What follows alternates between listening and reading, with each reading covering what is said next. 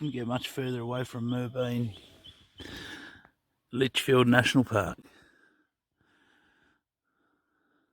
Morning. I'm just sitting here having breakfast.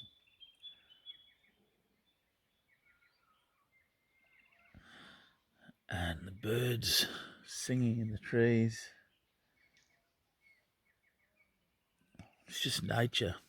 Today, I'm going to head north into Litchfield. Bigger waterfalls, so I'm looking forward to jumping in a proper waterfall.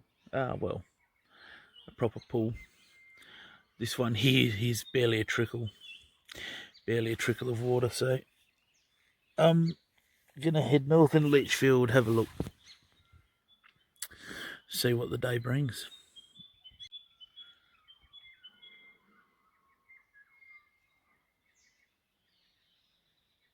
Can you hear the birds?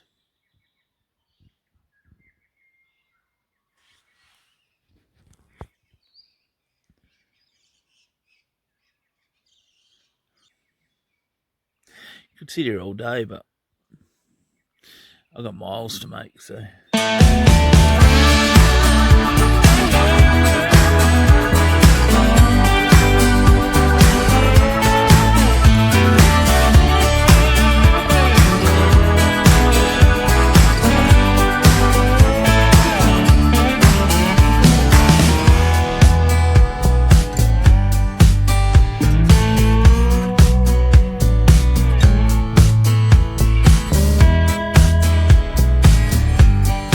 Alright, just to show some perspective, I've pulled up alongside a termite mine.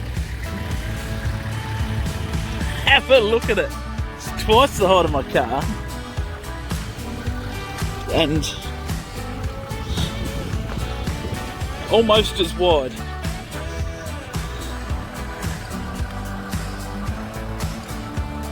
It's pretty huge.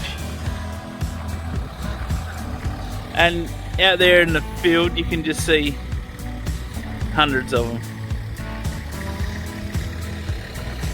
There's more and more and more.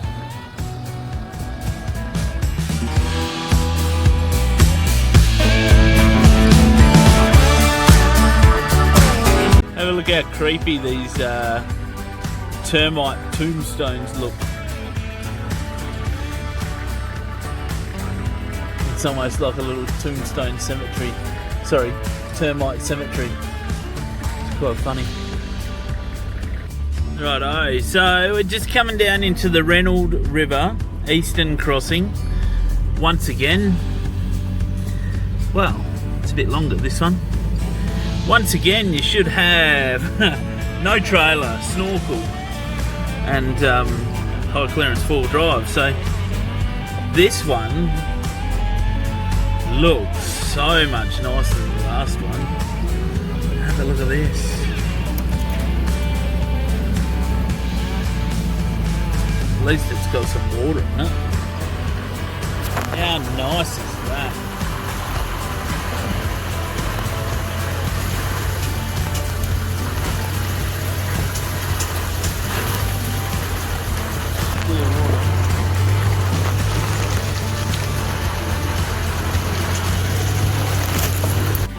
Right, I've just had a bit of a splash in the creek. It is just beautiful. Crystal clear water. Can't see any crocs, but doesn't mean they're not there. Just gotta give them respect. But I was just gonna carry a stick around, tap them on the nose. That's what I see them do in all the wildlife parks. They just tap them on the nose. Normally keeps them back. So we get a mixture of freshwater and saltwater crocodiles up here.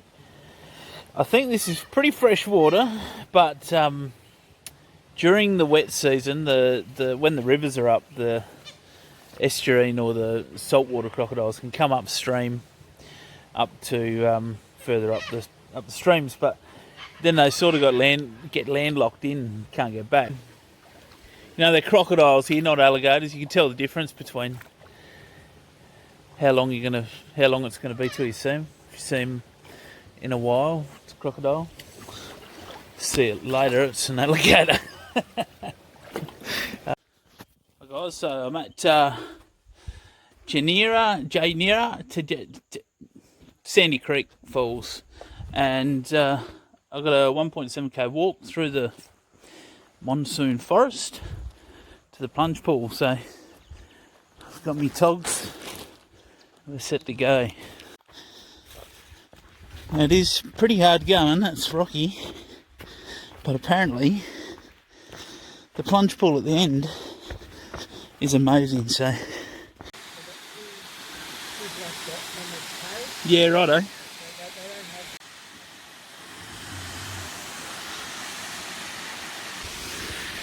said the other day it doesn't get much better than this, but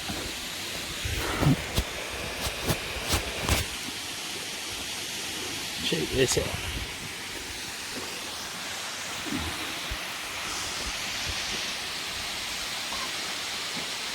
Here we are.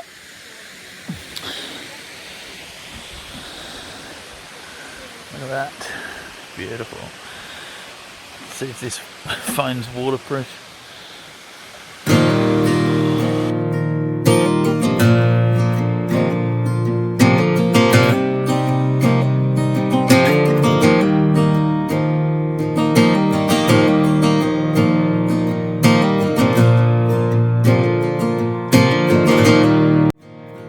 That was, without doubt, worth every single step of the 1.7 kilometre walk on a goat track on the side of a hill.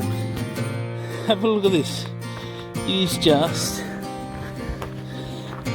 treacherous cliffs either side. Walk on a goat track, and worth every single step. What an amazing spot. And if you run out of water, it's a little bit down here. How good's that? Best part of the walk. Going over this.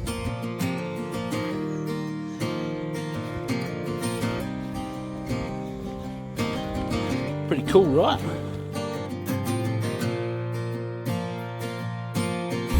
This Sandy Creek Falls is one of the lesser known falls in Litchfield, purely because it's not on a bitumen track, so everyone goes to the ones on the bitumen. And this trip, although it's about doing all the epic things,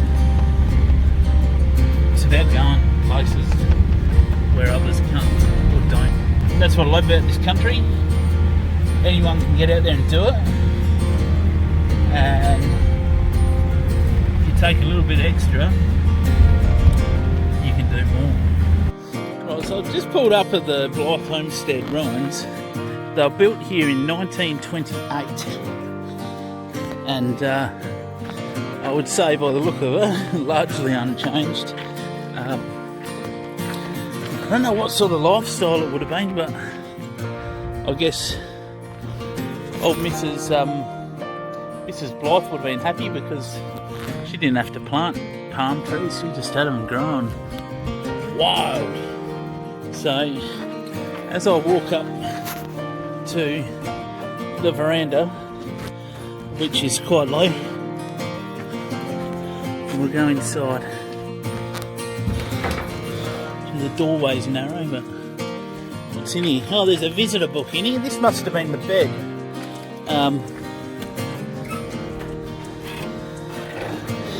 Yeah, I'm not sure about that. A few bits of fencing wire holding it up. But it's a pretty rudimentary way of living. It's just a tiny bit bigger than a garden shed. So I'm running out of battery, so I'll get a quick view inside. Anyway, it's freaking hot in here. I don't know how they would have even lived here, but here we go. Old relics, an old lantern, and just, oh, fresh mangoes, beauty.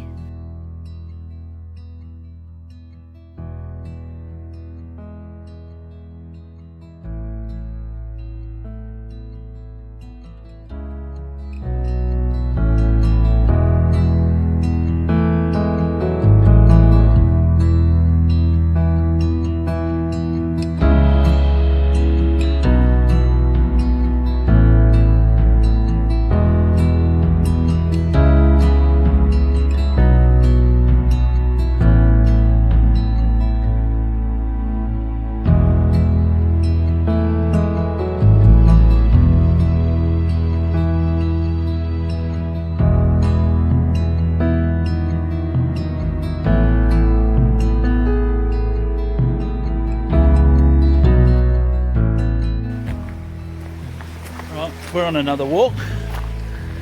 This one's 700 metres each way to Florence Falls.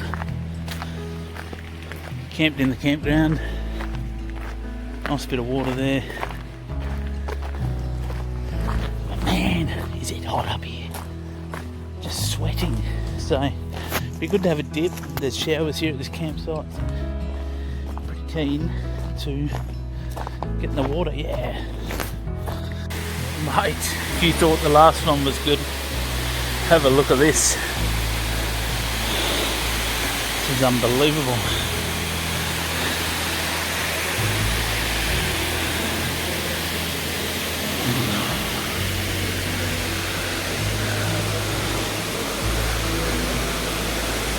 It's just 360 degree perfection.